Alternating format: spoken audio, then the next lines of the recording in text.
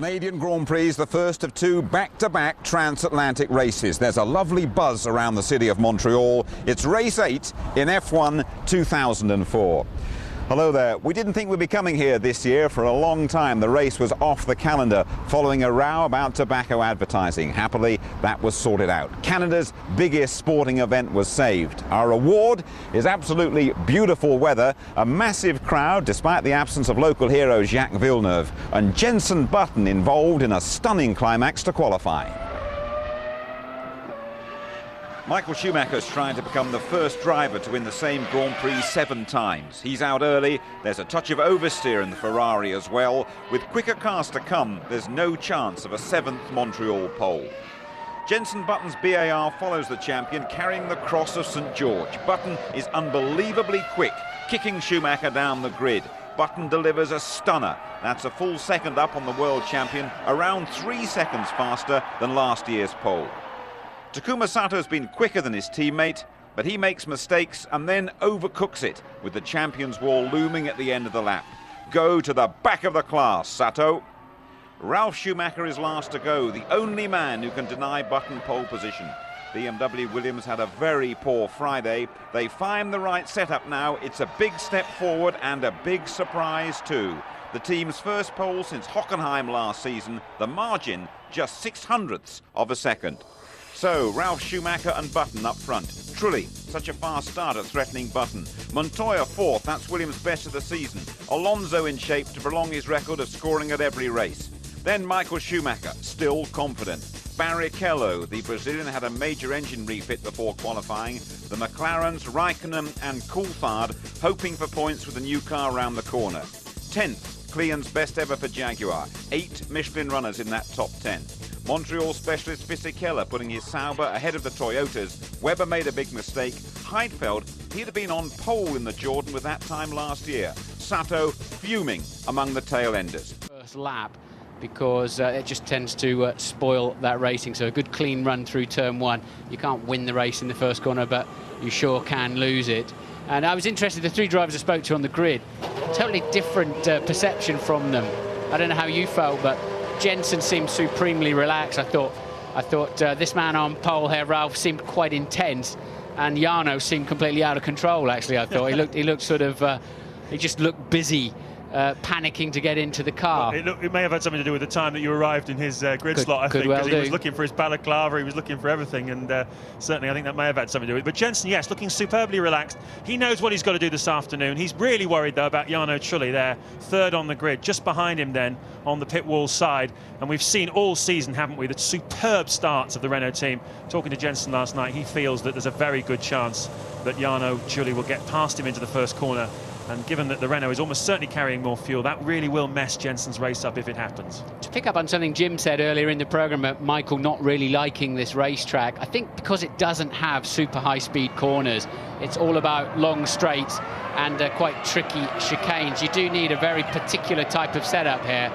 Everybody just about getting away there. Alonso looks slow away, but I suspect that's what Michael means. But at the end of the day, there are 10 World Championship points for all of them. One car getting very, very slow away. Hard to tell from here who that was. If it was anybody up the grid, they've lost their grid slot because everybody else has rocketed away. Let you know that Takuma Sato in the BAR is starting from the pit lane. Had a disaster yesterday in qualifying. Going for pole once again. Great first sector and then dropped it in the final sector in the chicane. So he qualified down the grid and has opted, instead of starting in a lowly grid slot, to start from the pit lane with a fairly high fuel load. So it's a very, very fast car, the BAR, and Sato will be coming through the field. That should give us plenty to watch. But it has a feeling of it a bit like Monaco, doesn't it? A few weeks ago we had a terrific race there. We had a number of cars in front of Schumacher on the grid. He had a different strategy up his sleeve, and we didn't have a good race there. That's Norm Legault, the promoter here in Montreal, the man who worked so hard to rescue this Grand Prix when it looked like it was going to drop off the calendar. But we should also point out, Martin, this is a race often full of incident. We've seen a tremendous number of safety cars here over the years, haven't we?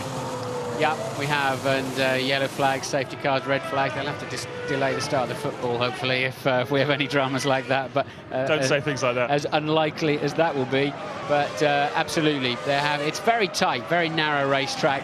and there are several sections where you cannot clear a car away without really halting proceedings, or certainly under double wave yellows in a safety car.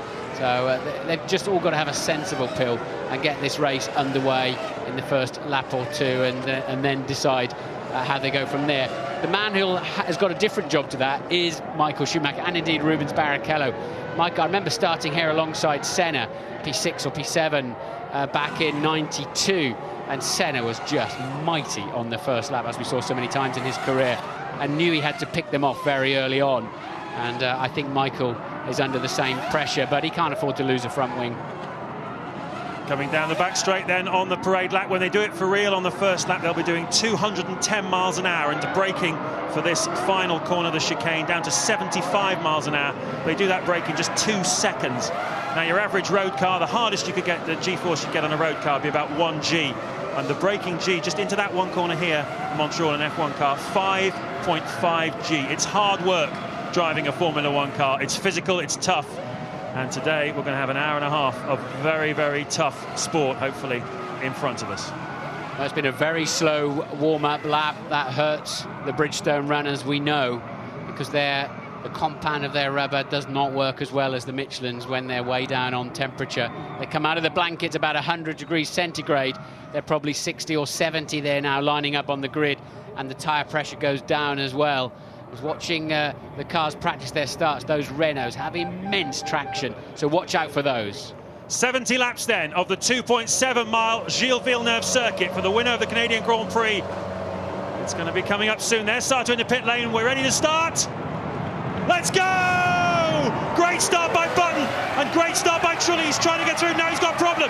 Trulli's got a problem, I think. That's Alonso through Button. That's just what he needed. The Renaults haven't got past him. I think it's pretty sure it's Trulli, but there's contact there with the 2 McLarens, and one of the Jaguars involved. 2 of the Jaguars involved as well.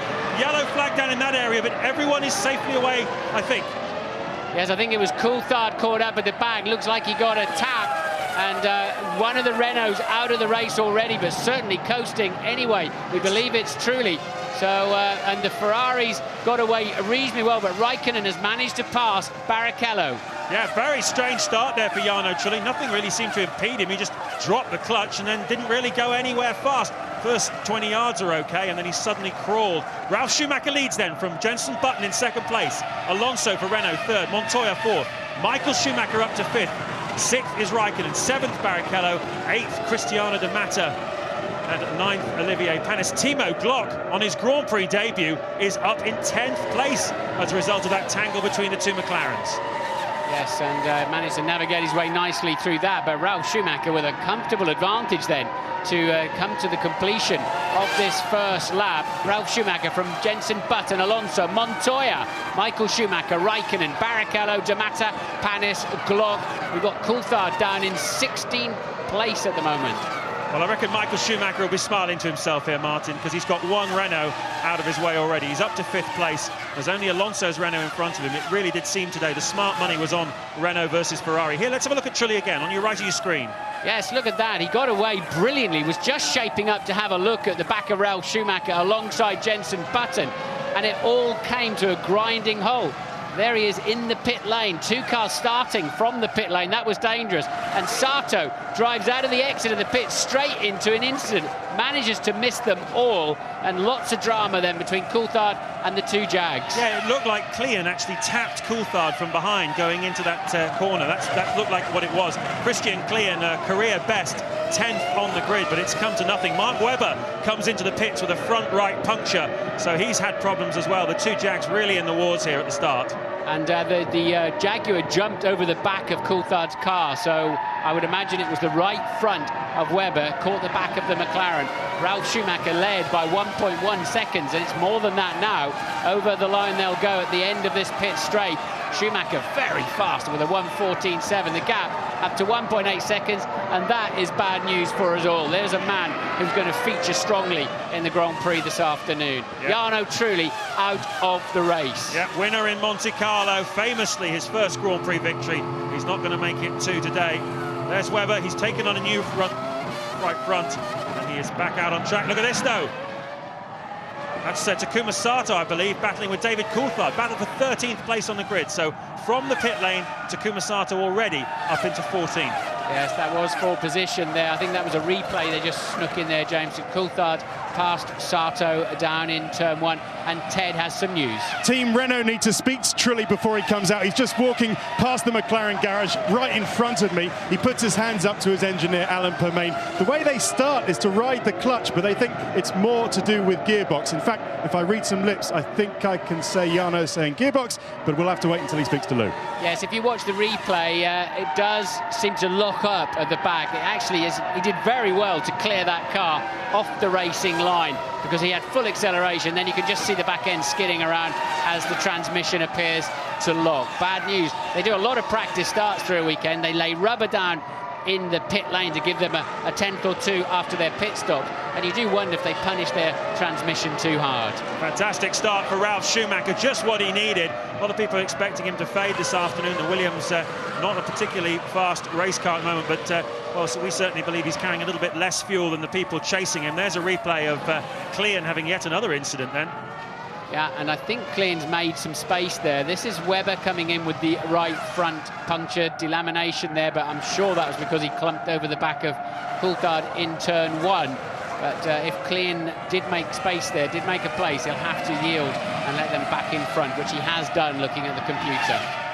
Amazing illustration of progress in Formula 1. The lap record here at the Ile de Notre Dame circuit, 1 minute 15.9 seconds, and we're already 1.2 seconds inside that after just 3 laps. Extraordinary how quick they go. Last year at this sort of stage they were doing 1 minute 17s, mid 1 minute 17s. This year they're doing mid 1 minute 14s. Well, we've seen Jarno Trulli retiring. Louise can tell us why. Jarno, what can you tell us? Suspension failure. It's very strange, it never happened before.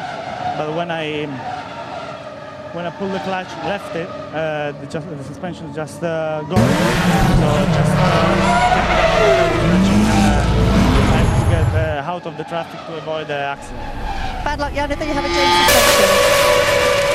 Well, that's actually, he says he's never seen before. I don't think I've seen that before, a suspension braking under acceleration. Start line position. That is most unusual. So, what is that? The mechanics are allowed. They're not allowed to do any work on the cars. They're not firmly overnight on the bottom, but they are allowed to inspect them. All the bolts on the side. They are very strange ones. The car did look funny, didn't it? Something went squatting down a little bit.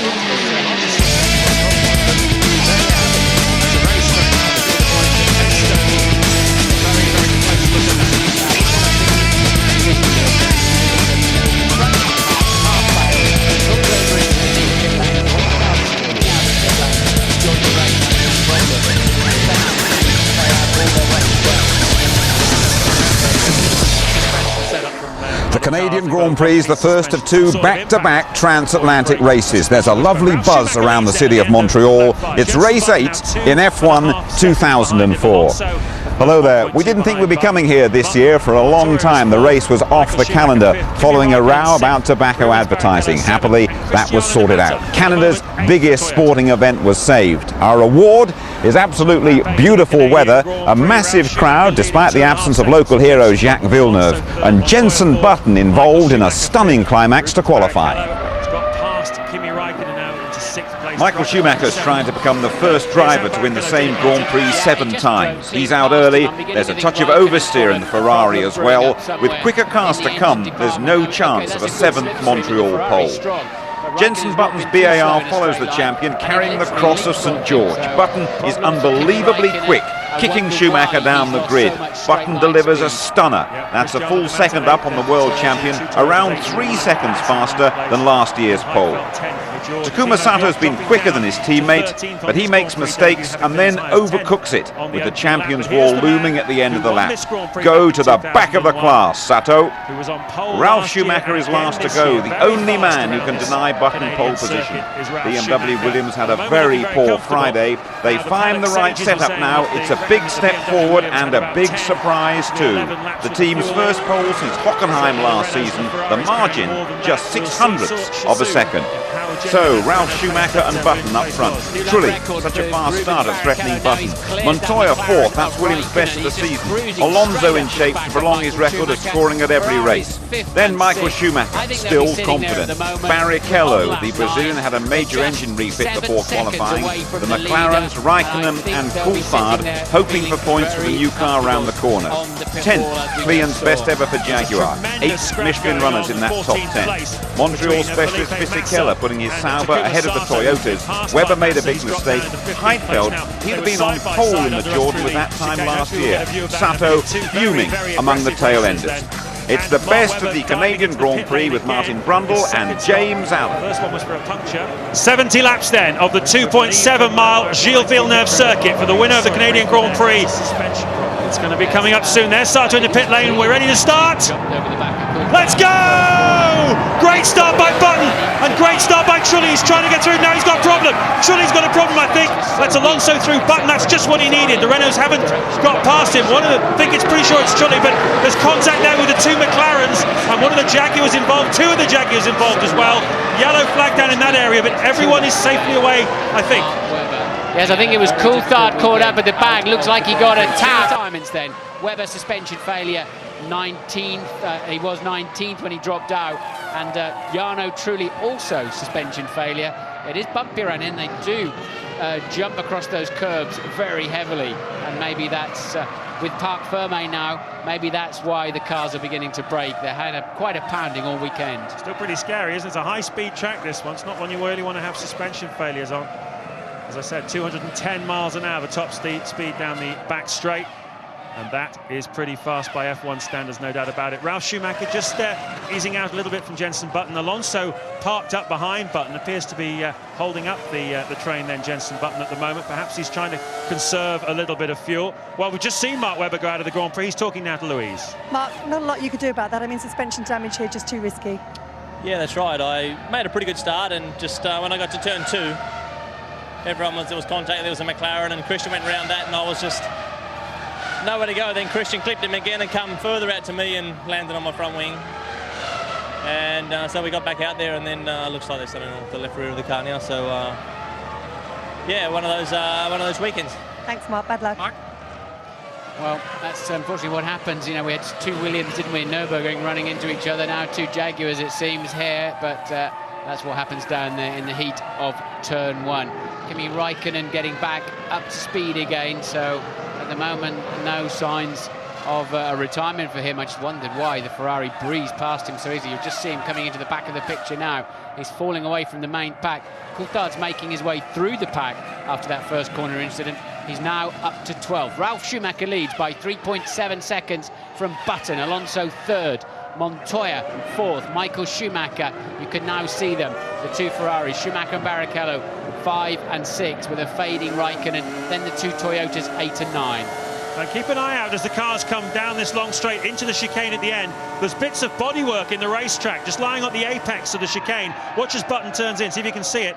There is a piece of black bodywork there, and certainly the bollard that's been put there to stop them from jumping that chicane has been knocked flat, so quite a bit already. Ted, what can you tell us? Down at McLaren, James, I've been listening to Kimi Raikkonen's engine. It's actually, they're going to bring him in for a stop now, I believe, but the engine sounds fine. I wonder if it isn't a gearbox problem. Perhaps he's lost top gear, but they are pitting him very shortly.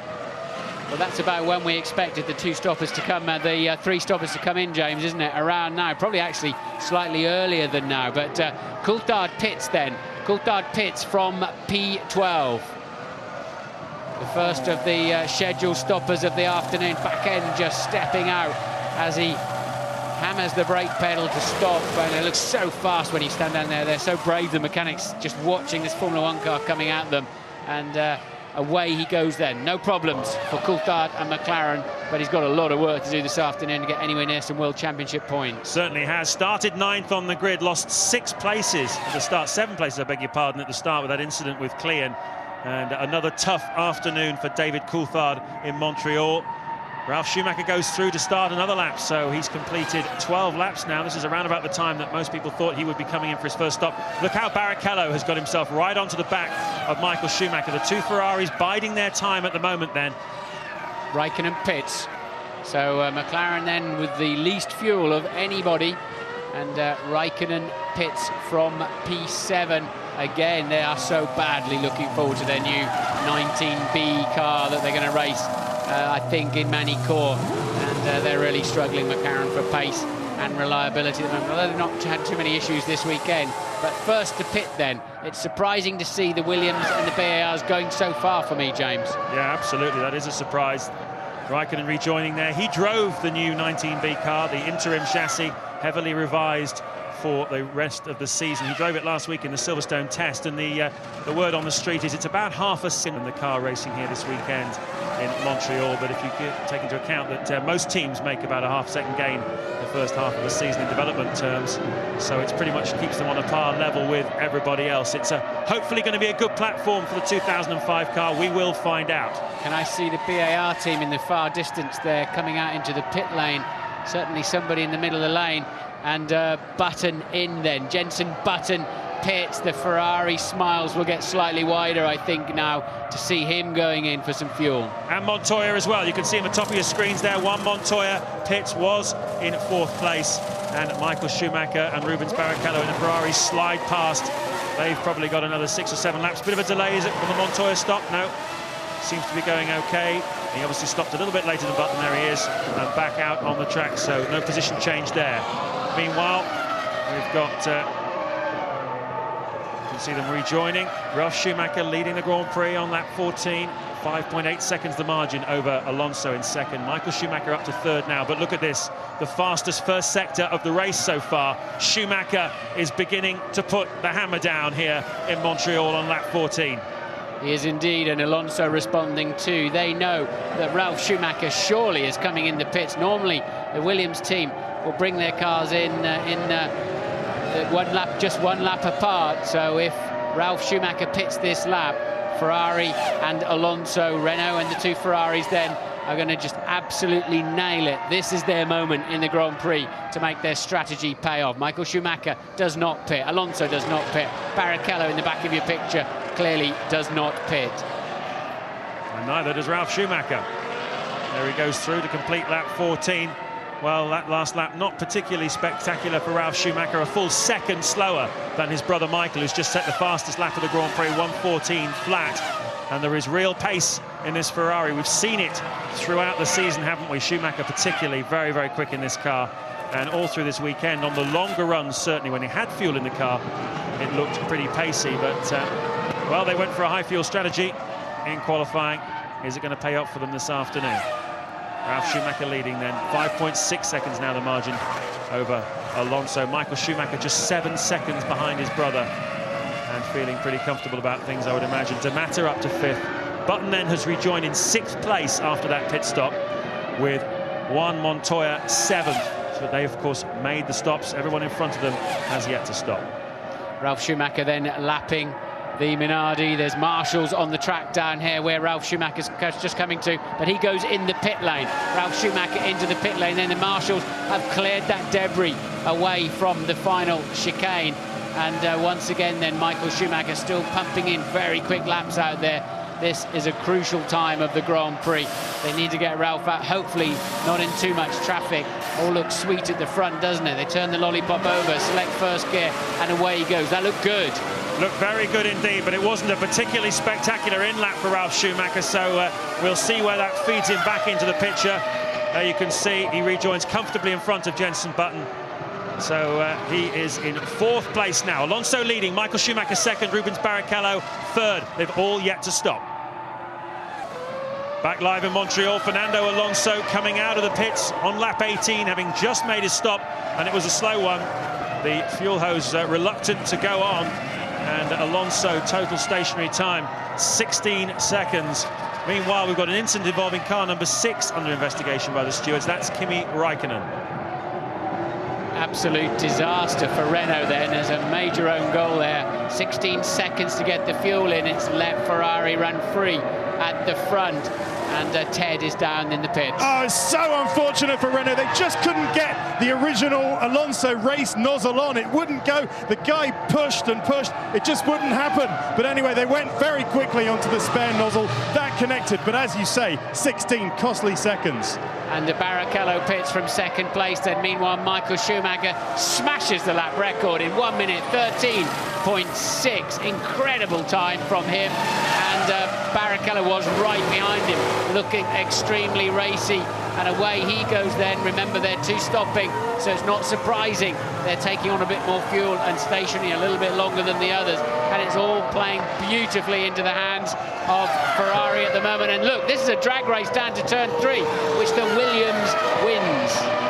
Absolutely. Well, Michael Schumacher then is going to have to make a stop fairly soon. And when he does, he's going to come out, I think, behind Jenson Button, because Button currently in third place, 18 seconds behind the Ferrari driver. He was leading him before the first round of pit stops. Look how hard Schumacher is trying, but you need about 19 or 20 seconds really in your pocket to make a stop and rejoin here in Montreal. So Schumacher, that is why he's pushing so hard. He wants to clear Button when he comes out. And he'll be going in the pit lane, I believe, at the end of this straight. Indeed, he does. So Barrichello came out of the pits right with, I believe, Ralf Schumacher. Surely Michael Schumacher's got a great chance of being, in fact, it was Montoya. So Michael may well not take the lead at this stage of the Grand Prix. So a pivotal time then. The Ferrari team need to get him out in 8-point-something seconds if it's going to be a good one. On go some scrub tyres and lots of fuel going in the car. Quite a long stop for Michael. Where is he going to work out on the racetrack when he rejoins? Well, he's going to be behind Ralf Schumacher. There's Jenson Button, he's behind him as well. And there you can see Rubens Barrichello just going through the top of your screen. So he slots back into third place in front of Rubens Barrichello. Yeah, so importantly then, Michael was held up behind Montoya, and he has got past Montoya in the pit stops, but Barrichello, who was looking so strong, did not. Raikkonen has served his penalty for, had to go a drive-through penalty through the pits on the speed limit, and he crossed the white line on the pit exit. He nipped the white line. You have to stay outside of it. And Raikkonen, that's an expensive penalty, isn't it, for being a few inches out of line. I don't know about you, Martin, but I thought Schumacher would have done a bit more in that first round of stops. Yes, he got one on Montoya, he passed him, but he pitted 7 laps later than the Williams driver, and he's got a much faster car. Surely just jumping him was the least of his expectations in that first round of stops. Yeah, I thought he'd come out further down the road, but don't forget he stopped for 9 odd seconds, took on more fuel. He's still looking in great shape for the Grand Prix. But Ralf Schumacher leads by 4.3 from Jenson Button. They've got to stretch, you know. They've got to push like crazy. They're going to beat Michael Schumacher, Rubens Barrichello this afternoon. Well, we've seen a few races like that here over the years, haven't we? A straight fight between Ralf Schumacher back in 2001 with his brother Michael. What a terrific Grand Prix that was. They were absolutely nose to tail for the entire 70 laps. On that occasion, Ralph putting one over on his brother. It was the first time he beat his brother in a straight fight in Formula One, and how he celebrated that event. Look at this, the margin more or less the same then as it was before the first round of pit stops, so they don't seem to have changed all that much, certainly amongst the front two. The big difference, though, is that Schumacher's up to third, and we've got looks like one of the Jordan mechanics has been hit by Nick Heidfeld, I think, there, and I hope he's okay. Writhing on the floor there, but just getting him out of the way. So clearly some sort of problem down there in the Jordan garage. I'm sure we'll get news for you all about it. Heidfeld was running outside the top 10, just on the fringes of the top 10, and he's now dropping down. He's down in 15th place as a result of that. Takuma Sato started from the pit lane, as we saw. He's up to 12th place at the moment, having a great scrap with Felipe Massa and Cristiano de Mata. I'm sure we'll see a little of that at some point, but it's been so much going on at the front, I don't think the directors wanted to go too far back through the field, but that is a spirited fight, I can tell you. Ralf Schumacher's lead, 3.8 seconds. Button nibbled a bit of that back as we have 2 cars entering the pits. It's Clean from 17th in the Jaguar, Webber already out of the race, and Panis from 7th in the Toyota, his first stop of the afternoon at the end of lap 21. Nick Heidfeld has rejoined the race, and Clean has a problem in the Jaguar pit. Has he missed the pit? Has he run over one of the hydraulic hoses? We don't know. He was moving forward. Well, he's gone back down the pit lane and rejoined the racetrack, so something a bit nowhere of Jaguar mechanics waiting for him to come back in again. Of course, Klein involved in that first lap incident with the McLarens. He gave Coulthard a little nudge into the first corner, and having started 10th on the grid, Christian Klein really needed today to use that as a launch pad for his first ever World Championship points. Here's have a look at what happened with Jordan. It's strange, so he's already made his stop. Presumably then he's going to get released. And, oh, now he's gone, look, with all the fuelers still on the side. So it was a refueler that was run over there. And as you say, James, hopefully, and Louise is down there. Right, yes, you're right, Martin. That was Gomi, Mick Gomi, the refueler. Got knocked over there with the car leaving before it was expected. The good news, though, he's fine. He's just, the team physio's had a look at him. He's absolutely fine. Yeah, good news indeed. So how on earth did that happen? That's, you know, the guy in the lollipop, I don't know, we'll have to watch again, see if it went up, but the refuelers were absolutely nowhere near ready to be out of the way. Absolutely no question. This was not a marginal call at all from the looks of things. That was, they were still going about their business when Heidfeld set off for whatever reason. There's Jenson Button, currently still in second place, pushing hard though, just taking a 10th a lap out of Ralf Schumacher. It's not really enough. And I have to say, the pace in this race of the Williams certainly much better than anything they showed throughout the free practice. So they've really sorted this car out, I think, in Ralf Schumacher's hands, and he's going very nicely at the moment. Yes, I think they made, and here is Raikkonen cheating the white line on the inside. Wow, did he cross it? His rear wheel would have been a little bit across it as well. Did he run it along it, or did he cross it? That was a marginal call. Montoya, we saw him locking a wheel up at the top hairpin. So the race just moves into one of its static phases now, as it's nip and tuck, and they're getting ready for the next stops. I don't know what it is about this place, but we say there's always incidents and safety cars and that kind of thing over the years. It's just a place that stuff seems to happen. I don't know why.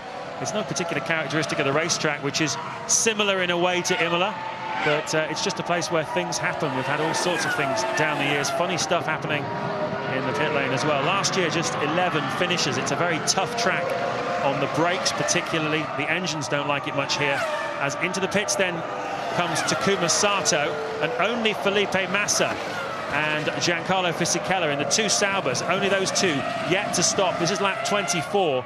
So that was a terrific effort then by the two Saubers to have qualified where they did. Fisichella 11th on the grid, Martin, with this much fuel in. He's really driving well at the moment, starting to put Massa in the shade, where Massa had really put him in the shade in the early part of the season. And I guess the carrot of a possible Williams drive is certainly working for Giancarlo Fisichella at the moment, putting in some terrific performances.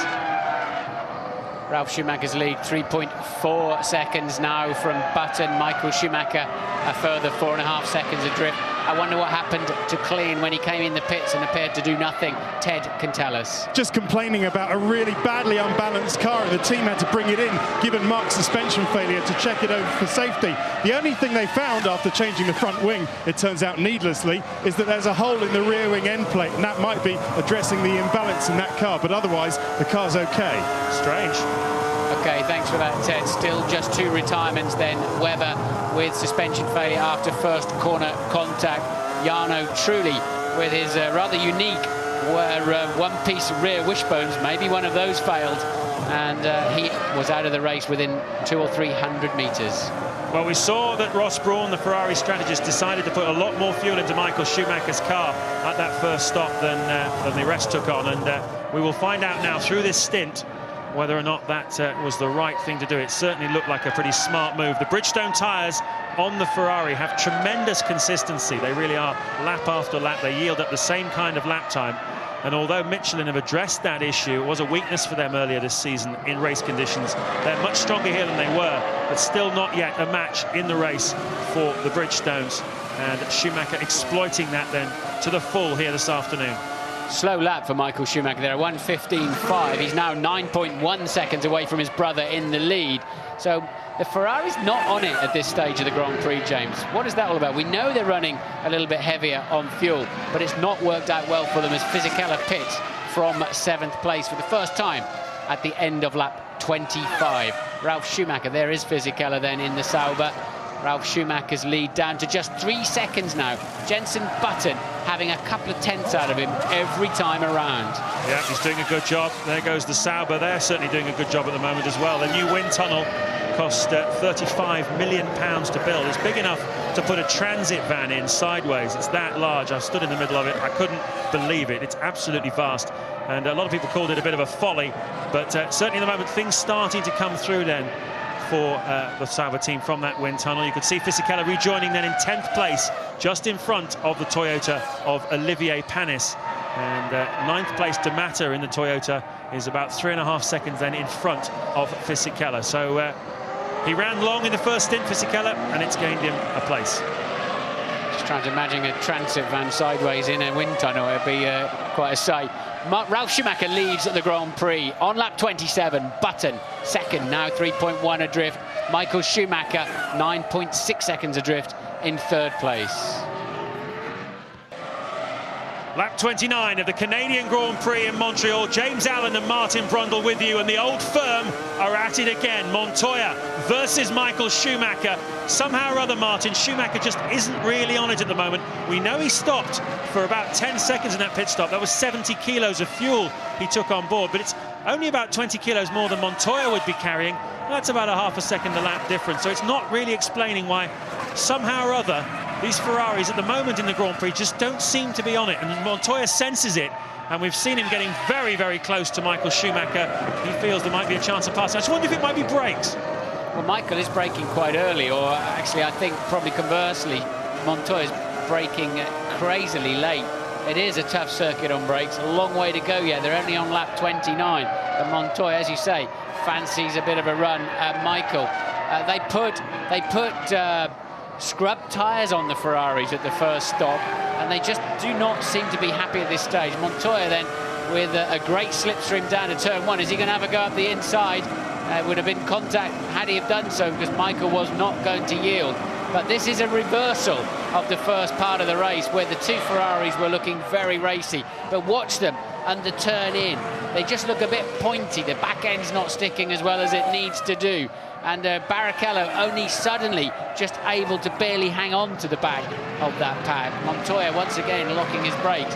They do need to watch those. They'll pay the price heavily in the last 20 laps of this race if they don't do that. Well, Montoya was in front of Michael Schumacher in the first stint. Schumacher jumped him as a result of the first round of pit stops.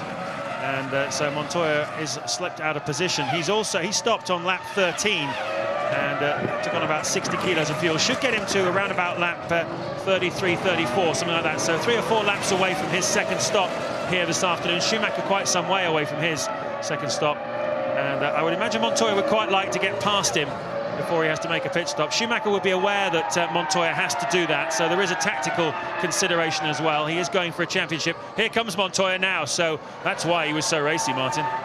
Yeah, so on completely different strategies then. Montoya for his second of 3 stops in this Grand Prix.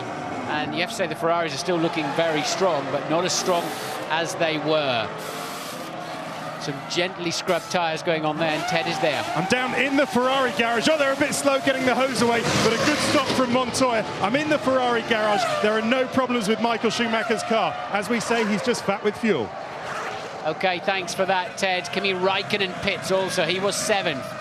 And so he's stopped. He's been through the pits for his 3rd time, 2nd schedule stopped. And, of course, he had a drive-through penalty for cutting the white line on the exit of the pits. The car bounces down on the ground. That knocks all the air out of your lungs when it does that, when they drop it off the front and rear jacks. But at least, you know, you're about ready to go.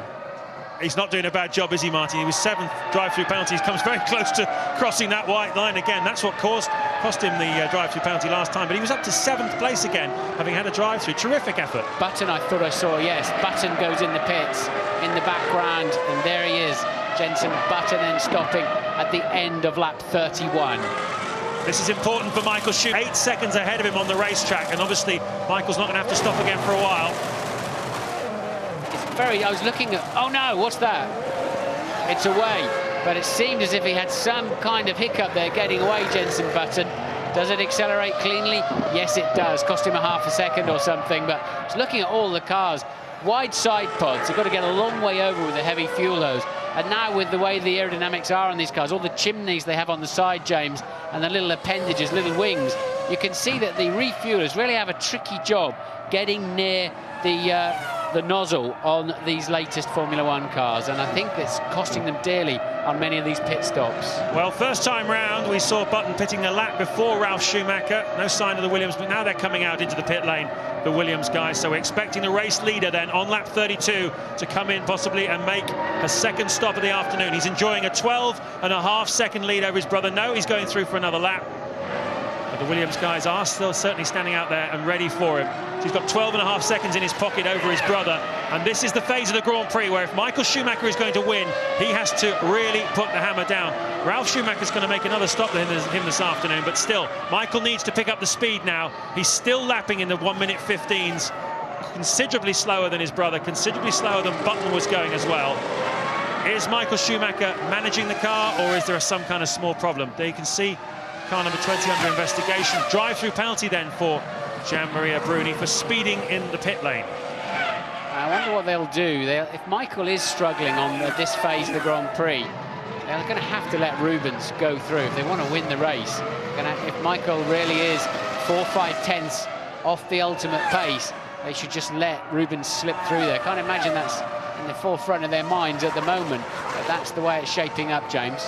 Well, it's interesting, isn't it? Because team orders no longer allowed in Formula One. You can't do anything which directly affects the outcome of the race. But you sensed early on that Rubens Barrichello was racy here this afternoon, and there's absolutely no doubt that at the moment he looks like he's got a quicker car than Michael Schumacher. He's been quick all weekend, Rubens Barrichello, to be fair.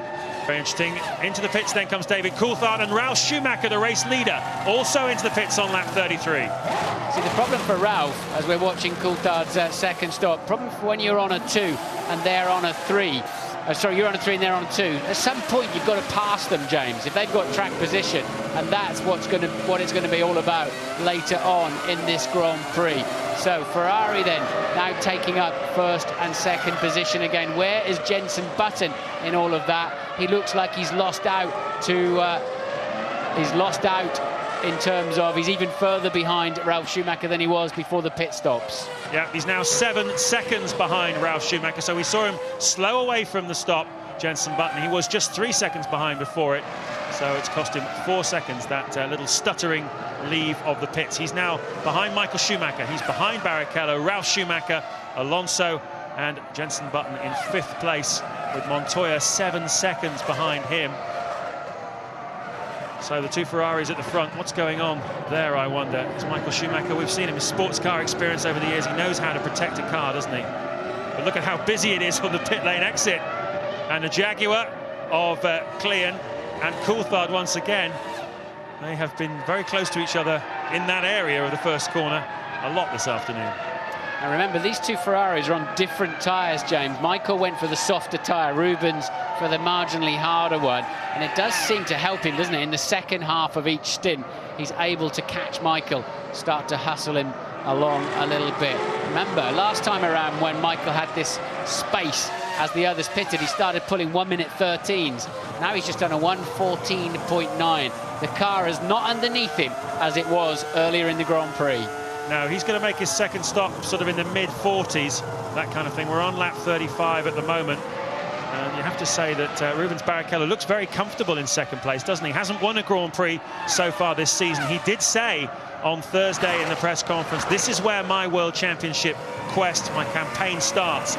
He's had his strongest ever start to a Formula One season as Rubens Barrichello. He's been on the podium 5 times in 7 Grand Prix, including 4 second places. He's been in the points everywhere this year, and he is in touch with Schumacher in the championship, but as always with Michael Schumacher, beating him is so very hard for a teammate. He's not looking too shabby at the moment, Barrichello, as they head towards another lap. They're on lap 35 then. They're first and second at the moment. They're 3.7 ahead of Ralf Schumacher. Now this is significant, of course. They've all got to stop one more time this afternoon, but it appears that Ralf Schumacher and Jenson Button have slightly faster cars, and maybe, just maybe, Alonso too, but he had a horrible pit stop that put him out of position. And That's what's going to work out later on. When they take their final stops, we've got Button and Ralf Schumacher on 3 stoppers, 2 of which they've taken. The Ferraris and the Renault, the remaining Renault on 2 stop, 1 of which they've taken. As I said, they've all got to stop then, just the one more time, and that's why there's going to need to be some overtaking done.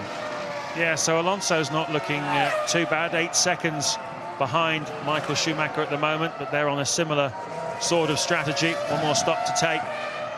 You need 20 seconds in your pocket in order to maintain a lead. So that's what Ralf Schumacher's task is going to be when Michael Schumacher makes his second stop shortly. And I think that's probably beyond the Williams driver. I have to say, though, Williams have done a terrific job in turning around their fortunes. They had a terrible time on Friday, didn't they? Do you remember? I mean, Ralf had problems with his brakes, hardly did any laps at all. Montoya was all over the place with the car, a lot of technical problems, didn't get much in. And they've really, technical department, now under Sam Michael, of course, who's taken over as technical director from Patrick Head. They really have turned it around spectacularly well since then. Yeah, I've got total respect for Patrick Head for stepping aside at this stage of the Grand Prix. Some of the magazines, I think, got a lot of that wrong. You know, Patrick replaced and all that. It's just a common sense thing to do. Probably that was the roles many of the people were playing anyway. And Patrick, with probably his ego more under control than anybody else I know in Formula One, just saying, hey, this is the right thing for the team to do. I'm going to make these changes now. A lot of people would have manipulated that, manoeuvred it, positioned themselves in the press, and then done it at the end of the year in the quiet season. Famously described then as a square-cut rigger in the feline world of Formula One by Richard Williams in The Guardian. I always thought that was a brilliant way to describe Patrick Head. He really is a square-cut rigger of a man. Lap 37, Michael Schumacher leading Rubens Barrichello. Less than a second. Me and my shadow at the front then. Ralf Schumacher third, 3.5 seconds behind his brother. Alonso fourth, 5th Button, 6th Montoya, 7th Raikkonen, despite his drive-through penalties and all the other incidents. He's really putting in a super drive today in the McLaren. And 8th, Cristiano De Mata. Into the second half of the Canadian Grand Prix on the Ile de Notre Dame circuit, named after the great Ferrari driver Gilles Villeneuve, who raced car number 27. At the moment, we've got Ferrari number 1 and Ferrari number 2 at the front of the Grand Prix, but they're on a different sequence of pit stops from Ralf Schumacher, who will resume the lead, I think, of this Grand Prix when Michael Schumacher and Rubens Barrichello make their second stops here this afternoon, sometime in the next 5 or 6 laps. But Martin Brundle and I are speculating that there's something not quite right about Michael Schumacher's Ferrari today. He's been lapping about a second off the pace he was on at this stage of his first stint, and we're absolutely sure that Rubens Barrichello has a faster car under him here this afternoon, but Ferrari are not telling Michael Schumacher to let Rubens Barrichello through. He had a little tentative look at Michael a minute ago. You can see how close he is, but look how close also the Williams team are as well. So the spotlight really on Ferrari here at the moment. Yes, they're playing into Ralf Schumacher's hands here. You can see Ralf just in the background. All the key players, we've got 6 drivers still in contention here. Michael Schumacher, Barrichello, Ralf Schumacher, Alonso, Button and Montoya. They've all got to make one more stop this afternoon. There's 20 seconds between the lot of them. I think we're going to see some pretty frantic action. But Barrichello will be sitting there very frustratedly because he can see Ralf Schumacher coasting up behind him. And I just wonder why Ferrari why Michael hasn't taken the decision. It doesn't have to be the team to just let him go. Well, Ralf Schumacher, when he gets the lead back, is going to need a 20-second advantage as Michael Schumacher gets a little bit held up by the Minardi there of Zsolt Baumgartner, being lapped for the second time here this afternoon. And Rubens has got a good toe there. Sorry to cut across you, James. Rubens really nicely in the slipstream, but can't do anything about it. Now, he's been breaking too deep into the hairpin at the end of this next straight. You've got to keep it neat and tidy and have another run on Michael into the final chicane. There we go. And again, the front just runs wide. Look, it's cost him dearly. Gets a better, cleaner run on the exit. But Rubens just a touch too hot into that hairpin, spoiling his chance of passing Michael down into the final chicane. Still, he's close. Yeah, but telltale Michael Schumacher looking in his mirrors. You don't see that very often, do you? Michael Schumacher knows he's in a scrap here. Rubens Barrichello looks pretty comfortable. He obviously feels he's got a faster car. Rips one of the plastic tear-off strips off his visor as he gets down to business. He obviously wants a clear view then of the back of his team leaders, Ferrari. Ralf Schumacher gets past the Minardi as well. He's racing hard here this afternoon. By far his best performance of the 2004 season so far, which frankly everyone's been describing as lackluster. I know there's been a poll in one of the magazines going on, the sort of half-term report, and Ralf Schumacher's been coming out 18th and 19th in some people's assessments, but here today he really has reminded everyone of his class. Bad news for the Brits. Button not fast at this stage of the Grand Prix, but watch out for Alonso. We haven't spoken much about him since he lost 8 seconds with a fuel problem in the pits. Nothing to do with him. And there you can see him, Alonso, starting to absolutely fly. 1.5 seconds faster than Schumacher, Barrichello and Ralf Schumacher up at the front. He's hauling himself back into contention, is Fernando Alonso in 4th place there, just with a back marker in front of him. Yep, well, it can all be lost in a pit stop, can't it? Now, normal Ferrari tactics are that the two drivers are allowed to fight against each other up until the 2nd round of pit stops, and thereafter they're told to hold station if they're together. There's Alonso pushing very, very hard. In 4th place here he is today, as he was 12 months ago. If you remember the finish here last year, Michael Schumacher leading home Ralf Schumacher with Montoya and Alonso. 4 cars separated by only 2 or 3 seconds at the finish. It was a train the final laps. Chance that we could have a bit of a concertina here again this afternoon. A pretty close finish in prospect as Alonso gets closer and closer to the 2 Ferraris at the front. And remember, the Renault and the Ferraris are on a similar 2-stop strategy here this afternoon. 3rd retirement of the day. Bruni in the Minardi with a gearbox problem apparently. Webber out with a front suspension damage. Truly front rear suspension broken away from the start. 3 retirements, 17 runners. Michael Schumacher leads from Barrichello and Ralf Schumacher, and that is Sato getting in way too deep in front of the leaders. So Sato then, who is in 11th place and was fighting with Panis for 10th. Well, another 360 spin then for Takuma Sato. That's going to start being nicknamed the Sato moment, I think, fairly soon. He dropped it right here in the final corner yesterday in qualifying when he was on for pole position, as he had been in Monte Carlo, as he had been at the Nürburgring, and couldn't quite make it stick once again. Look at Barrichello so close to the back of Schumacher, and perhaps his time is running out as Sato pits then after that incident. Perhaps the time just ebbing away from Rubens Barrichello to have a chance. He's got to have a go at Michael Schumacher before the 2nd round of stops, because as I said before, that's generally speaking where they tell the drivers to hold station. And here you see then Sato nicely up the inside, but just way too late in the brakes. Total miracle he didn't wipe out the Jordan. No luck, no skill involved in that, all luck, I have to say. And we then got Clean bouncing across. We've seen 2 broken chassis this weekend through moments like that. Clean, the only Jaguar runner, he's down in 16th. He's had rather a lot of adventures this afternoon. Lap 44 then. A lot of red caps in the grandstands, a lot of action on the track, a lot of lap traffic getting out of the way, but no big overtaking move just yet. Can Rubens Barrichello, in the few laps remaining to him, get past Michael Schumacher? Can he get close enough to him? Coming out of the hairpin, that's the vital time. One of the 2 Ferraris diving into the pit lane. There we are, there's your answer. Barrichello it is, into the pits. Rubens then from 2nd place. And if it's true that they're allowed to race to the 2nd stop or the final stop, then his moment has gone. But there's still plenty of laps to go. Ted is down there. I've been into Ferrari yet again. They still insist there are no technical problems with Michael Schumacher's car. But I've said, I see as Alonso off, but I've said to them, can they race? And the team representative gave me a kind of funny Italian look, like, why are you asking me that? Critically, though, he comes out. Michael Schumacher comes out, I think, behind Montoya, was that? Barrichello it was. Barrichello, yeah. Sorry, comes out behind Montoya, and that will irritate him no end. Michael Schumacher leading the Grand Prix. Barrichello had to make the first of the 2 stops, and he's come out behind Juan Montoya, who we believe also has to stop again. Yeah. So that's quite pivotal. That not clearing Montoya there is quite important, and that is such a shame. Alonso was steaming up behind the leaders and was about to bring himself completely back into play, That was Coulthard. He's P10 at the moment. The yellow flag's waving for the Renault at the front of the field, at the down into turn 1.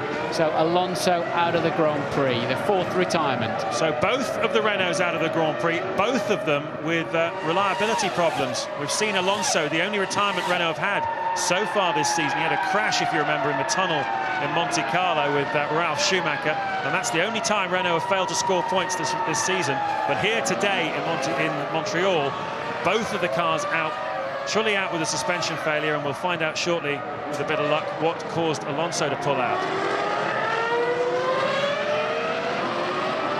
It helps Jenson Button, but he's just not fast enough at the moment to come through and win this Grand Prix on pure speed alone. All of a sudden, Michael Schumacher's back into the 113s. What's that all about, James? And he must be nursing his brakes or something. So we see Raikkonen pitting in front of us, and there is Alonso just literally pulling out of the Grand Prix. As you say, only one retirement, that was an accident in the tunnel in Monaco. So they've been pretty much faultless, but both of them out of the Grand Prix today. Raikkonen, new steering wheel, so some dramas in there, possibly with the gear shift then or something like that. We saw him struggling for straight line speed earlier on in the Grand Prix. He's had a penalty drive through. He's been involved in all sorts of incidents, but Raikkonen's still somewhere in the hunt for some World Championship points. Oh, it's terrific. It really is. He was in 6th place before that stop. Now dropped down to 7th behind Giancarlo Fisichella, who's having a good middle stint in the Sauber. He's got himself up to 6th. Michael Schumacher then leading his brother Ralf by 6.1 seconds. They're lapping at an almost identical pace at the moment. Jenson Button 3rd, Montoya 4th. Rubens Barrichello has made his 2nd and final stop of the afternoon. That's dropped him 25 seconds behind his team leader. And with a car fat with fuel, there's really not much he can do now to try and put a few quick laps in before Michael Schumacher's 2nd stop of the afternoon. So Schumacher must be nursing his brakes, I think. He's got the softer tyres on, slightly softer than Barrichello. He was not fast, and all of a sudden, boom, he just picked up a 2nd a lap. So something going on in there, and it's clearly under Michael's control, whatever it is. Well, with Alonso removed from the equation, the only other front-running car, apart from Barrichello, on the same strategy, you can see Michael Schumacher, whoa, very nearly hit the pit wall. I wonder if he slowed that down enough as he went over the line. Even if he's 1 kilometre over, he'll get nailed for speeding in the pit lane. Did Michael get it fully slowed down as he crossed the line? We'll have to wait and see. But the pit stop then underway, and this is his final one of the afternoon. Ralf Schumacher resumes the lead, and away he goes in a solid 8.5 stop. Just what you'd expect for a 2-stopper. And look what's happening in the background is... Jenson Button. Was that Jenson or not? Too long a shot, couldn't tell. Yeah, difficult to say. Certainly Jenson Button is running in 3rd place at the moment in this Grand Prix, but the speed just isn't there today. It's frustrating for BAR, isn't it? They're lapping in the high 1:14s, and they seem to have better race pace than that. It's been another one of those weekends then when BAR just can't get 2 cars at the front of the grid. I know it's frustrating the team no end. As you can see, Barrichello having a little off-piste moment. But wherever Sato's been faster at the front of the grid, Button's had a bad day in qualifying. Wherever Button's been at the front, Sato's had a bad day. They just can't get the 2 cars at the front like the Renault team can do and like the Ferrari team can do. Yeah, that would have cost Rubens dearly, wouldn't it? Those few seconds he lost there, taking him out of contention for a swipe at Michael as the leader pits then. The end of lap 48 pits. Very interesting. Did you see as Ralf came into the pits there? It was a very fast shot, but there was a big black skid mark right into the pit lane entry, and it looks like where Michael Schumacher obviously very nearly hit the pit wall. Did he get the car slowed down enough? That's the big question, I guess, and hopefully we will find an answer at some point. Well, if that 9.3 is right, that wasn't a good stop from Williams there, and out comes Ralf Schumacher then. He's stopped. That's all he's going to do now, so he's got to go racing. And where does he fit back in to the equation? Presumably he's behind the Ferraris. Certainly behind Michael Schumacher, Button, Montoya, Ralf Schumacher then being shown as the top 4. You can see the stops they've made. Rubens Barrichello with his problems has dropped down to 5th. He certainly gets the lion's share of the bad luck, doesn't he, Rubens Barrichello? That's the rest of the field. Coulthard's having a good afternoon after a very, very bad start where Clean hit him. and other incidents as well before pit stop. And Coulthard racing in 9th place. Yet to make his 3rd stop of the afternoon, though, which will certainly drop him down. Fisichella is 6th at the moment. He's pitted once, Raikkonen's pitted 4 times, so and they're still just a few seconds, they're 9 seconds apart, so that's a bit of a different strategy for you. As a Button then makes his final stop, he was just 2.6 seconds adrift, and Montoya right behind him. This is a mechanics race. Yeah, straight fight between the BAR boys and the Williams boys. They certainly haven't been too shabby, either of them, throughout the season. Button stopped first. A little bit slow coming off the front left, and Button's going again. They release Montoya. Ah! Frustration for Montoya, and frustration for the Williams mechanics too. And you can see they came in right together, but Button's leaving a little ahead. Crucial stop then for the BAR team, but these two have, and that must be, is that down at turn 3? Would that be? We think that's Sato. If it is, he's the one that it is indeed Sato, because that's Jensen going through our foreground there. So yet again, Sato struggling with his engine. That's extraordinary, isn't it? We've seen already this season Takuma Sato, 3 engine failures already. That's number 4. And there were certainly questions at the beginning of the weekend. Why is it always Takuma's engine that seems to blow up? He lost the engine, if you remember, at the Nürburgring 2 weeks ago, after having made contact with Rubens Barrichello. Straight after pit stop, he blew up. And it's a few laps since Sato's pit stop, so it's not due to that. It's just literally let go on him out on the racetrack. There's, in my view, in anything, especially in Formula 1, there's always a reason for everything, and it must just be. I know that with the semi-automatic gearboxes, you shouldn't and can't really over-rev them, but you can still use your engine in a different way as a driver, and maybe choose your ratios differently, whatever. But Sato, although there is a rumour that they're putting development parts in Sato's engine, whatever, it's his that's always failing. He has to take a look at his driving style on that one, though, just to be sure. Certainly a very aggressive young man, Takuma Sato. He becomes yet another retirement. It's pretty tough on engines. There's plenty of smoke out on the racetrack for everyone to drive through. Remember Monaco, where his engine let go down at the Tabac corner. And as the drivers tried to find their way through, Fisichella climbed over the back of David Coulthard. Not such a problem here in Montreal with dissipating the smoke from a blown engine. Michael Schumacher leading the Grand Prix on lap 51 of 70. Just 20 to go then. Right, so this is how it did shake out then. Now they've all stopped, all the front runners have stopped. Michael Schumacher 5.9 ahead of his brother, Ralf Schumacher.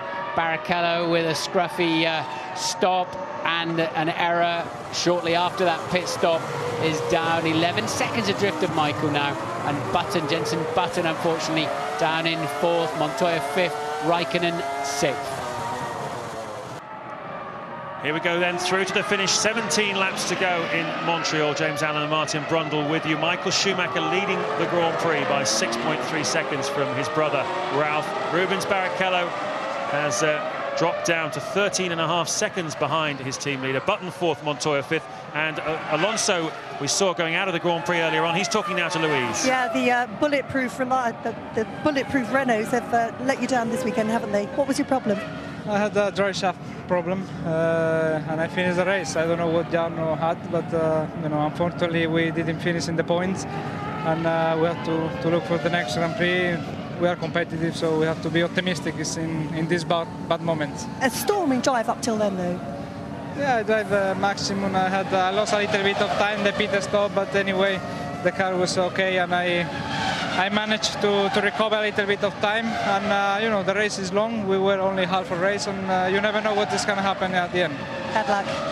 It is bad luck for all of us, because it took the sting out of the Grand Prix, didn't it? The two Renaults out of the action. I think they had the pace and strategy to give Ferrari a major fright today, and we lost both cars with reliability. The engine and gearbox at the back of the car, of course, and then 2 drive shafts just out to each rear wheel, and they do take quite a pounding over these curbs as Coulthard pits from 9th. He was having a good scrap with D'Amato for 8th.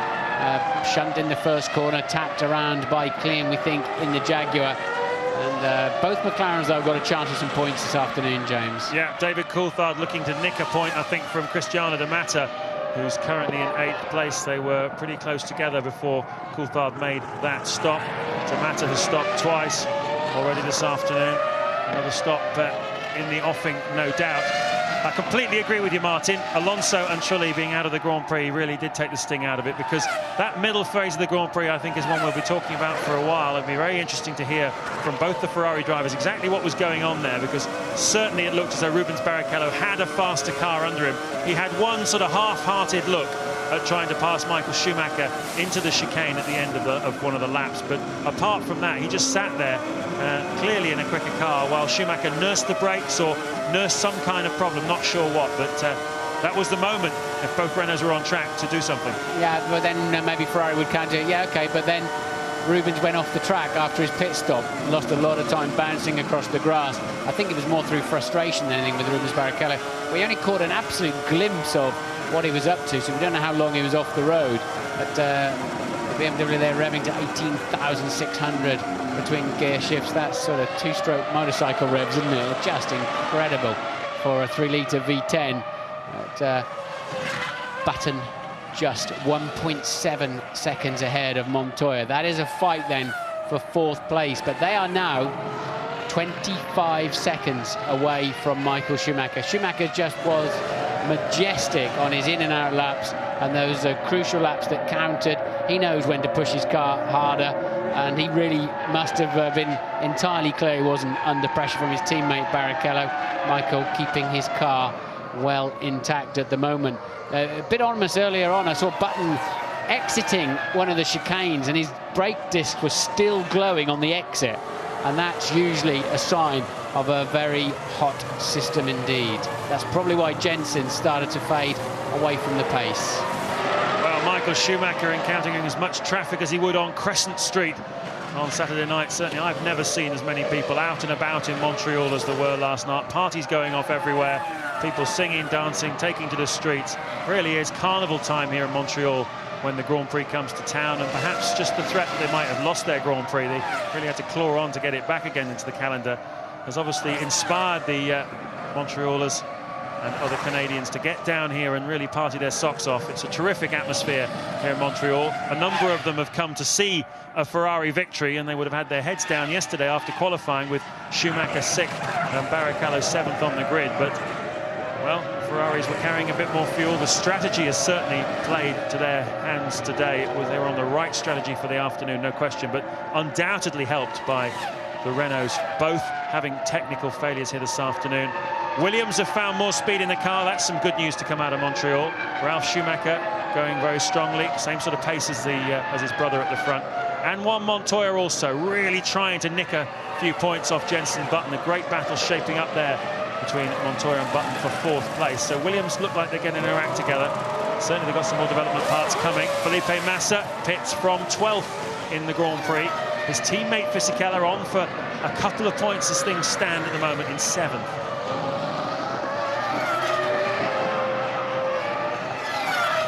Michael's lead over his brother then just 7 seconds, but it's pretty static, isn't it? A 10th there and a 10th there, backwards and forwards, and you just sense that Ralph has mentally accepted 2nd place here. He would have been surprised, I think, just how far he was behind Michael after his 3rd stop. Michael putting in those hot laps when he needed it. Rubens off the road, he was hustling Michael for all he was worth, and then made an error and dropped right out of contention, 13 seconds adrift. So the best fight on the racetrack then is Button and Montoya for 4th and 5th at the moment. Schumacher at the front, apparently not really now seriously under threat or pressure, just nursing his brakes in particular home. Yes, it's pretty tricky here on the brakes, isn't it? The temperatures are absolutely unbelievable. As I said before, 5.5 G is the force in braking into that final chicane there. They go from 215 miles an hour down to 75 in just 2 seconds. What does that feel like? I mean, does it just feel like hitting the floor or something with your face? So I was listening to something else there, James. What does it feel like when you hit the brakes at the end of this long straight into the chicane and you get this 5.5 G just whacking you in the face? It sucks the air out of your lungs. On a cold day, it'll pull a teardrop out of the corner of your eye. Such is the force. I've had that, where it pulls the teardrop out onto the back of your visor when your eyes are a little bit watery. It's just, I would imagine it's a bit like being hit by Mike Tyson. That sort of feel, but your body gets used to it somehow or other, you know, because all your internal organs are moving around at 5.5 G as well, for good measure. It's not just the car, and that then is there's just the immense energy. It's so difficult to see that on the TV picture, and I try to explain it as much as I can of the, you know, the incredible energies that are going on inside the car. That's why the drivers are constantly in fitness regimes, even through a Grand Prix weekend. So 70 laps of that in a Grand Prix. What kind of tiredness do you feel at the end of an afternoon like this? Where does it hurt? Well, it's sort of 100% tiredness through your whole body, mentally and physically. But these guys can cope with it. They'll do 2 Grand Prix distances on any given test day, sometimes for 3 consecutive days. So actually, one race is not too difficult for them. Jenson Button there, putting a lap on the Jordan. We've got a new face, as I said before, in the field today. Timo Glock in the Jordan, German driver, 22 years of age, having his Grand Prix debut. And the Irish mechanics down at Jordan refer to him as Tim O'Glock. They're claiming him as one of theirs. Ted, what can you tell us? Just gone down to Ferrari again. They have confirmed that Michael is now nursing his car, nursing his brakes. He's much harder on the brakes than Rubens Barrichello is, and the feeling is that he's going to try and avoid a problem rather than the problem coming up on him on the brake side. On Rubens, he admitted he did make a mistake, but he's now pushing hard. The car's okay. He's pushing hard to try and get Ralph. Yeah, and he's closing in on Ralph, 0.6 of a second on the last lap. Ralph, I think, is also nursing his brakes. Williams, we saw them having a problem in Barcelona, which is not a heavy braking circuit, although they did have a specific reason for that. But Ralf Schumacher cannot relax. He's no longer chasing his brother. He's now going to be under pressure, I think, from Rubens Barrichello in the second Ferrari in the final stages of this Grand Prix. And Montoya keeping Button honest too. Button 4th at this time. Yeah, but the problem in Spain was that they went for 2 small brake ducts, didn't they? Whereas here in Montreal, you can't really see them on these pictures, but the brake ducts are the size of the Mersey Tunnel, the biggest certainly they've ever put on the car. It's certainly allowing Juan Montoya to monster Button, but Ralf Schumacher, as we say, falling a little bit into the clutches of Rubens Barrichello. He certainly halted that just now, though. His last lap was a 10th faster than the Ferrari drivers. So Michael Schumacher 8 seconds clear of his brother, with Rubens Barrichello 5 seconds behind Ralph. And then Jenson Button some 12 seconds behind as well. And I think the BAR team will be disappointed that they weren't able to capitalise on the form they had coming into this Grand Prix. 4th still, another good result for Jenson Button if he can hold on there. But it's not, when you start 2nd on the grid, you expect a bit more. Yeah. The ways you can look after your brakes are, I mean, you get over 1 G of deceleration just lifting off the throttle pedal, enough to throw your head forwards because of the drag of all the wings. That you can see the white parts there on Michael's Ferrari creating a tremendous downforce, but also a lot of drag. Was that a cruising McLaren in the background there? Kimi Raikkonen with apparent problems then. He was running 6th, in with a chance of some World Championship points. Has Raikkonen retired from the Grand Prix? Still coasting into the pit lane. If he swings straight in the garage, you'll know the story. But yeah, you can lift off a little bit early, let the aerodynamic drag slow the car down, brake a little later, therefore less hard. But why Michael Schumacher's harder on his brakes is that he uses the brake pedal more in the corners to turn the car and just balance the car up. They changed yet another steering wheel there then for Kimi Raikkonen, presumably because he got some kind of gear shift problem. Baumgartner yet again having to get out of the way. He's been lapped, I should say, at the most odd places in the Minardi, Joel Baumgartner, and right at the apex of turn 2 is a very awkward place to find yourself being lapped. Still, he manages to get out of the way. Michael Schumacher then on lap 62, just 9 to go, as you can see, chasing a record, yet another record to add to his pantheon of them. No man has ever won the same event 7 times. Schumacher's won in Montreal 6 times, and he's just a few laps away from yet another piece of Formula One history. Can't help but feel they've given it to Michael today. I mean, the Button and Ralf Schumacher on the front row by 3/4 of a second, and that's almost a major own goal these days with the way the regulations are, where you carry your qualifying fuel into the race. So they may as well have had another 10-15 kilos of fuel on board and still would have comfortably been on pole position. Hindsight's a wonderful thing, of course, in those circumstances, but they've allowed Michael, I think, to get away up front when with the Renault's unreliability and maybe a bit of strategy problems, I think they had a chance to beat him today. Yeah, Rubens Barrichello will argue that he might have had a chance to beat him as well. Certainly up to the second round of pit stops, he looked very racy indeed. Now fallen away, 14 seconds he is behind Michael Schumacher. And he's got Ralf Schumacher and Jensen, and Ralf Schumacher between himself and the team leader. Montoya then shaping up to start bullying our boy Button for 4th place. Strong showing from Williams this afternoon. Second at the moment for Ralf Schumacher, Montoya 5th. And they just found the sweet spot, didn't they, with setup, literally in the closing minutes before yesterday's first qualifying session. And they've been strong all afternoon.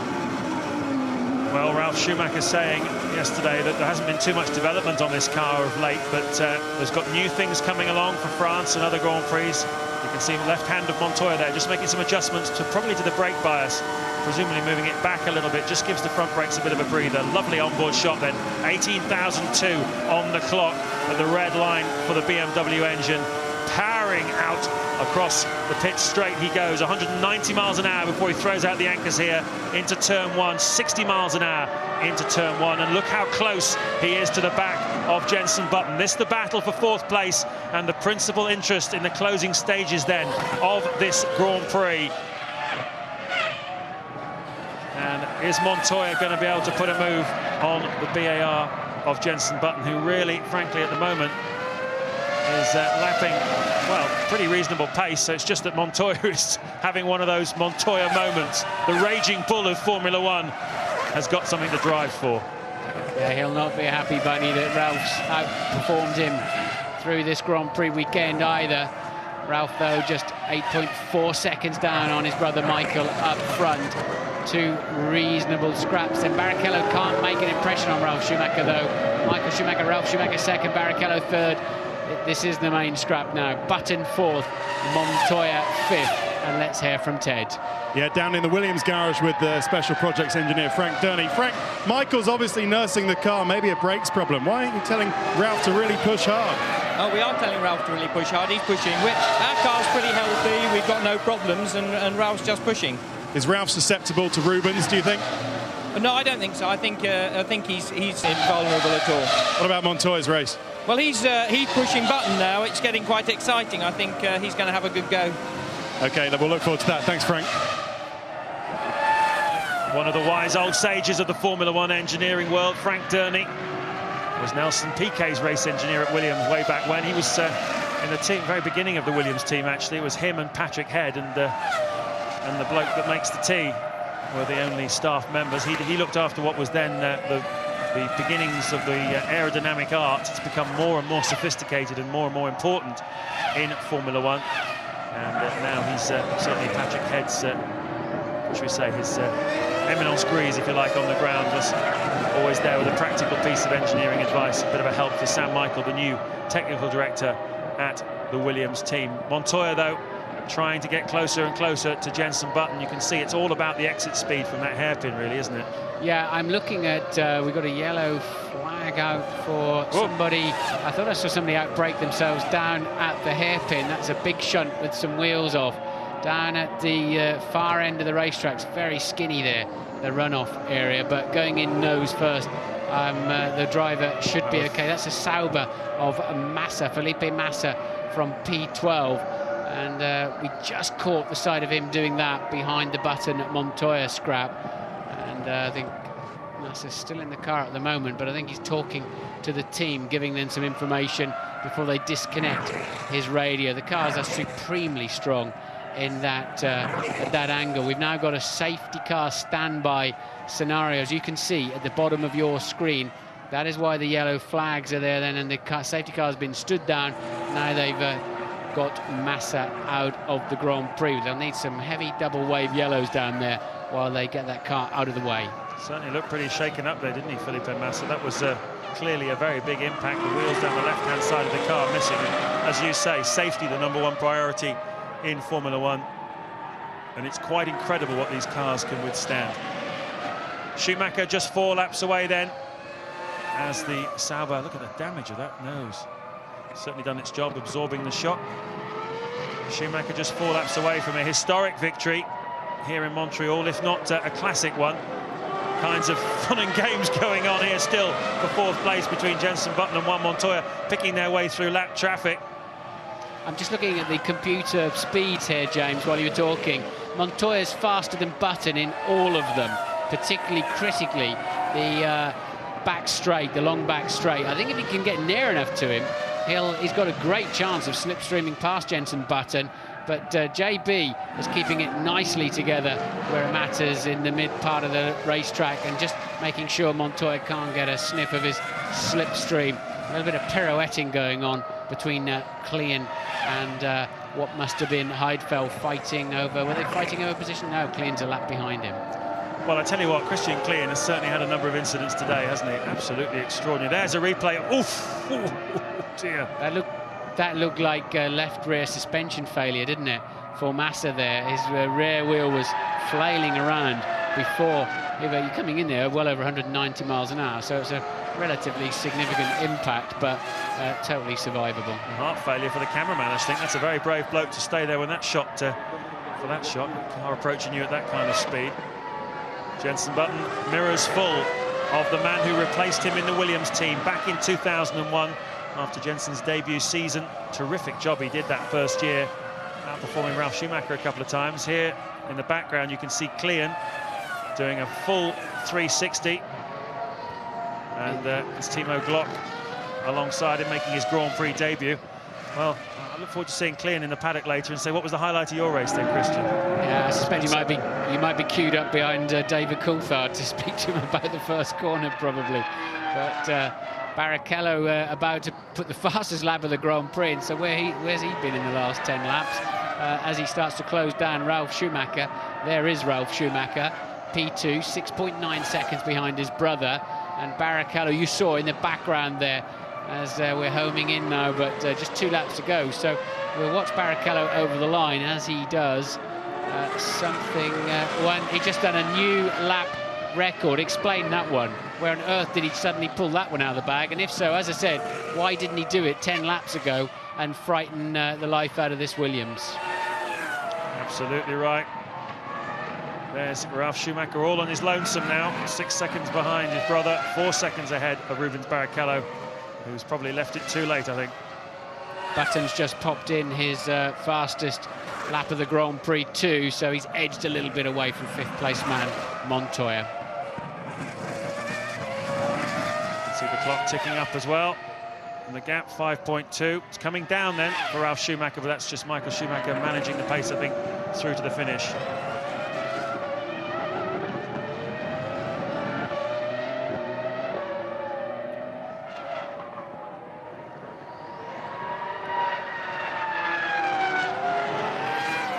So we welcome our ITV2 viewers on the digital platform and cable to the Grand Prix here in Montreal. The closing stages of it, Michael Schumacher leading his brother Ralf by now just 4 seconds.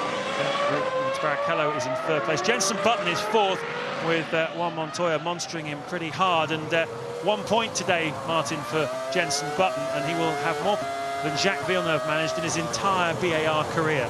Absolutely incredible how well the BAR team have turned things around this season, and particularly how well Jenson Button himself has turned things around. We're not going to get an English victory here today in the Grand Prix with Jenson Button down in 4th. Who knows, in the football coming up shortly, England versus France, what a thrilling prospect that is. Maybe we'll get an English victory there, but it's certainly looking very much like a German victory. And not just any old German victory here for Michael Schumacher. His 7th Canadian Grand Prix success, which would be an absolute record. No one's ever won the same Grand Prix 7 times. And he's had to work for it this afternoon from 6th place on the grid. They haven't exactly been giving it away. Into the final chicane then for Michael Schumacher. Coming down to cross the line and win that historic 7th Canadian Grand Prix, his 77th career victory. One wonders what might have happened if the 2 Renaults had stayed around long enough to race him. Looks as though Jenson Button is going to beat Juan Montoya to the flag. Ralf Schumacher has already finished in 2nd place. Barrichello has already finished in 3rd. Yet another podium then for Rubens Barrichello.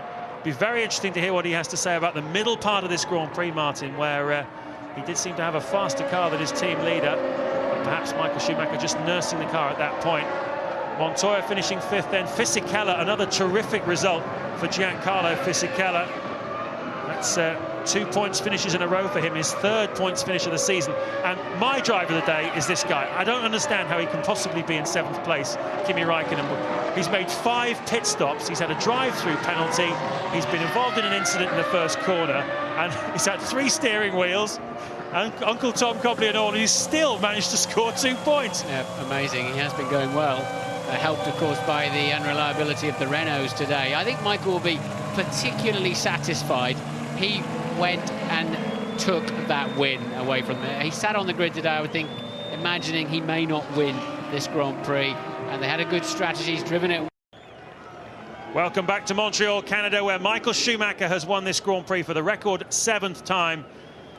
He led home brother Ralf Schumacher in 2nd place. Rubens Barrichello was 3rd. Not an event, a race that really sparked in the way that we thought it would, Martin, but certainly some moments along the way. Yeah, losing the Renaults spoiled it all, didn't it, really, for us, because they were the mix in the middle of the main scrap and the 2 stoppers and 3 stoppers, and they let Michael off the hook to a certain extent, I think, but he came through and just took the victory, and he's going to be, I think, extremely pleased with himself on the podium. That looks like the errant rear wheel of Felipe Massa's Sauber, and he had a rather nasty accident down at the hairpin, but appeared to be okay. Driver of the day, for me, it's between Michael Schumacher and 6th place man, Fisichella. Let's give it to Fizzy. I think so. I think he's done a great job out there today. Certainly deserved it. Another man worth a mention, Kimi Räikkönen, with a 7th place finish, despite having been in the pits 5 times this afternoon. Big crowd here in Montreal. They love the Grand Prix. They want to see it staying here. It's been here since the late 1970s when Gilles Villeneuve won on his Grand Prix debut here in Canada. Anyway, Schumacher looks very happy with himself, and well, he might be. So does Rubens Barrichello. Yet another podium for him, and Ralf Schumacher's strongest race of the season so far.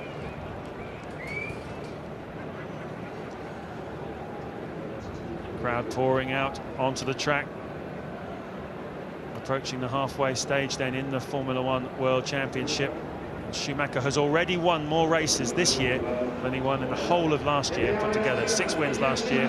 He's already on 7. Out on the podium he comes.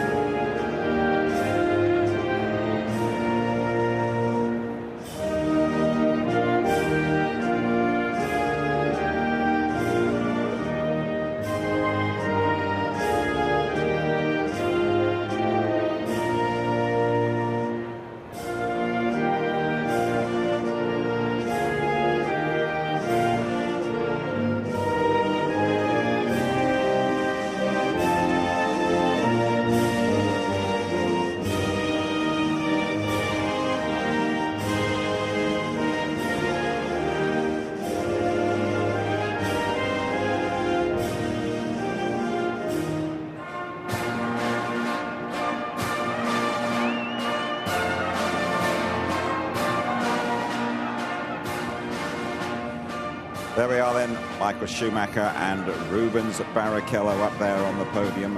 Ralf Schumacher, good weekend for him as well. What an amazing...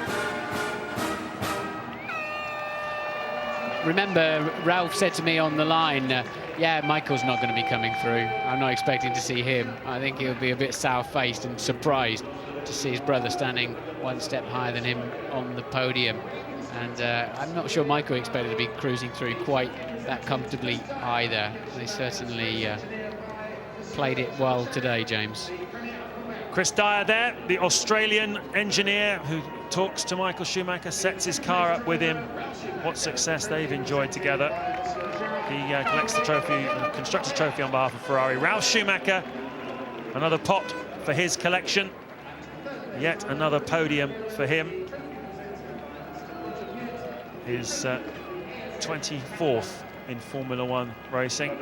Perhaps not as many as some would think. It's his first podium, though, since France last year, and that was I know, a monkey he wanted to get off his back. Speaking yesterday, he said, "I can't believe it's a year since I've stood on a Formula One podium," and neither can we. Well, we didn't get an English victory here this afternoon in Montreal. Instead, we got a dominant victory for Michael Schumacher once the rest had fallen away. He makes history then with his 7th Grand Prix victory under the Canadian Grand Prix. And who knows, England versus France, maybe we'll get an England victory there. Well, let's hope so, James. Our cricketers have managed it today, I understand. Just confirmation then of the result here. Michael Schumacher first in Canada. Oh, you've got to be called Schumacher to win here this century. Ralf Schumacher in second place, winner here in 2001, the pole sitter. Rubens Barrichello, who was so nifty in that Ferrari for a while, in third place. Jenson Button, the BAR, just lacking that little bit of pace, has to be content with fourth. Montoya fifth, a very, very good weekend for Williams, exceeded their expectations, I would think. Fisichella is a Montreal specialist, and a super drive from him in the Sauber, as Martin Brundle has said. He's really pleased the way he's driving at the moment. Good strategy from Sauber as well. Kimi Räikkönen, how did he manage to score a couple of points? Just about everything imaginable happened to Kimi, but he still gets his couple of points. And Cristiano D'Amata with a single point for Toyota. If I'm right, they scored their first point here last season as well through Olivier Panis.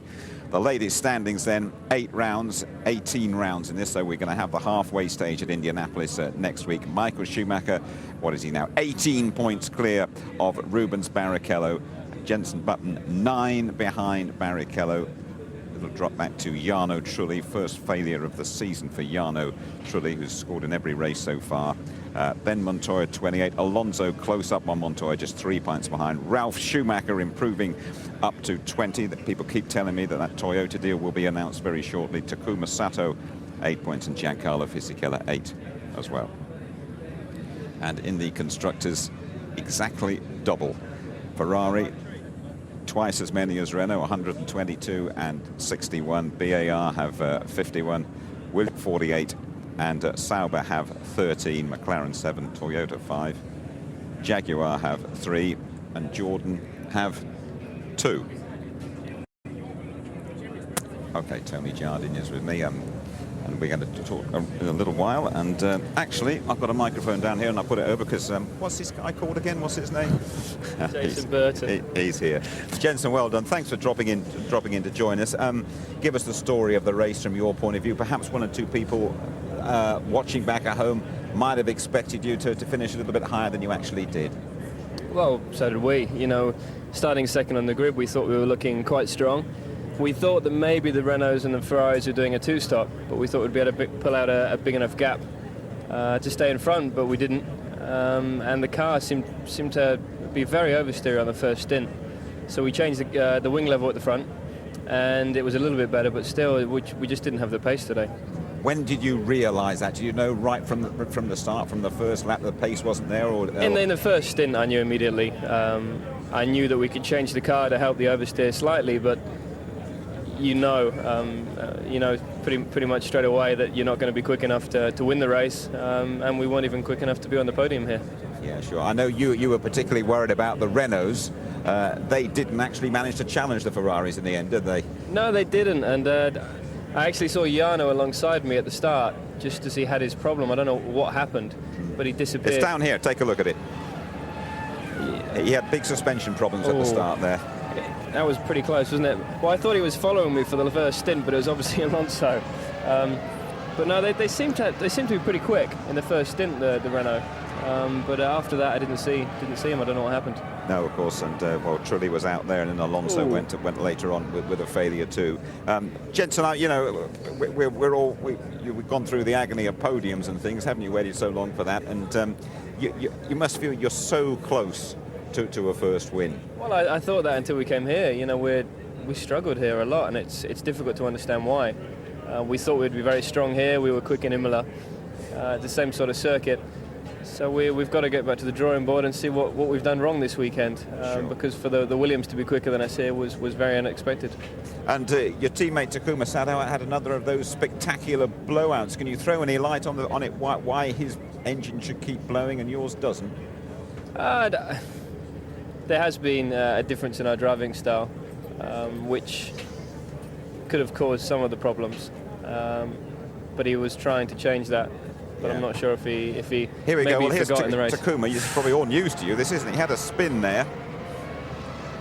He said he was going to be more aggressive than normal, and I think he's done that.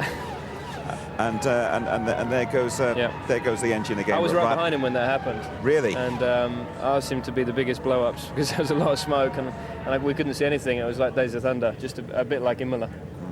You certainly know when those engines go, don't you? Yeah, definitely. Jensen, you haven't quite managed it, but our cricketers have won today, and hopefully the footballers will do the same. Hopefully we're going to win. That'd be great. Let's hope so. Hopefully England can win something today. You've done all right, Jensen. Cheers. Thanks very much indeed for dropping in to see us. Thank you. OK, and when you return, Tony, who's been sitting there patiently hearing about the race, and Jensen will give his views on the Canadian Grand Prix. Drive, Michael. 1 second in at the end, 2 stops against 3 stops of Ralph. Yeah, it sort of worked out to plan from our side. I can't judge whether our competitors had some problems which helped our situation, but we had a strong car for the race. We knew that from the beginning. We thought we had no chance for pole position, so we rather went for a strategy which worked for the race, and it just worked out fantastic. Pit stop was great. Engineers, mechanics, everybody just done a superb job. I mean, car preparation was fantastic. Although I have to say, my teammate Rubens, he just pushed me very, very hard, and I think he got the better deal of his car and his drive this weekend, and he was very strong in the second stint in particular. But we managed it. I mean, we managed it another time, and it's just fabulous. Squeezed through the first corner as well from P6 on the grid, and a lot of pressure at one point from Juan Pablo Montoya as well as Rubens. Yeah, there was pressure, but obviously due to the different strategies with Montoya, it sort of came tight, but there wasn't really a worry. Even though he would have overtaken me, I wouldn't have worried too much, honestly. He had a couple more laps then, and he would have gone in anyway, so there wasn't a big deal. With Rubens, obviously, it was a lot more critical. Had he overtaken me and pull up a gap, although I had more fuel on board, stayed on longer, knowing that, who knows what would have worked out. We had a hard fight. It was very tight into the last corner. I just managed to keep in front. Congratulations. Ralph, 3rd time you Schumacher brothers have been on the podium here in Canada, and it was very, very close. Great to see the BMW Williams doing so well today and reliable. Well, yeah, I mean, it was clearly better than expected, honestly, but still disappointing. I mean, if you start from pole and you finish half the race and then you finish second, it's not what you wish to be, but I mean, it's still problems we had so far. I think to split up the Ferraris is a rather good success, but obviously it's a clear sign that we still got some chances to be up front. It's just now down to really improve our package and start again to win races. Well done. Rubens, as Michael said, you did push him very hard there. Oh, it was a great race. It was fun fighting him. It was at the end of the day, he got a win for Ferrari. I think it was a good result.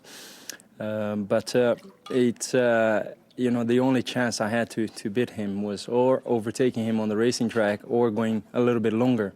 And unfortunately, a little bit less fuel than him, and when I went out to the track again, I had a lot of fuel compared to him, and my brake pedal started to really go down, and I pushed like hell that outlap because I wanted desperate to get in front of him, and unfortunately the brake just cooked at that lap, and I went straight into turn 8, and that I lost the second position as well because I might have been close to Ralph and may have a chance to overtake. Do you think running close to Michael might have had some factor on the brakes? Well, obviously I was running very close, and there was no time for the brakes to cool down. The point is, I think we enjoy ourselves very much.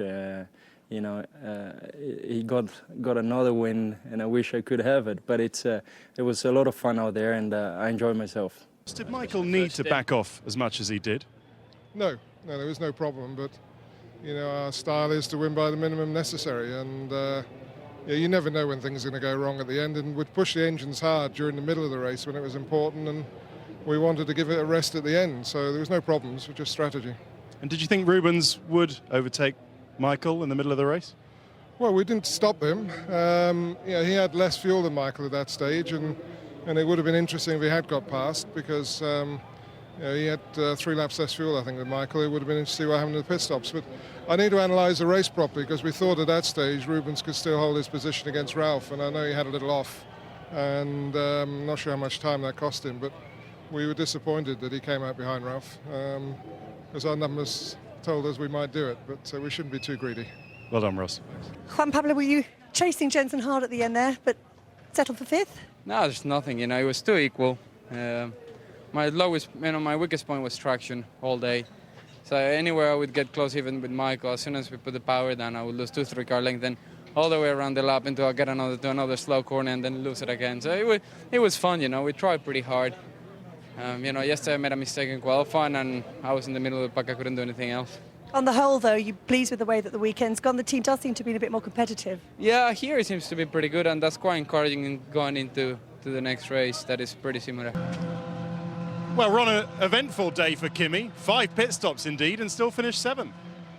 Yes, afraid we had a small electrical fault which was manifesting itself in the steering wheel. We're not sure of the cause, but it kept failing elements of the steering wheel, so we kept changing the steering wheel. But only cost us a place. Even with the drive-through, it still only cost us a place. But most important thing is we finished, and now we can sort of get a bit more focused on not only finishing but getting better results. Because there was actual pace. Kimi had pace, true pace today. David, not the best of starts for you.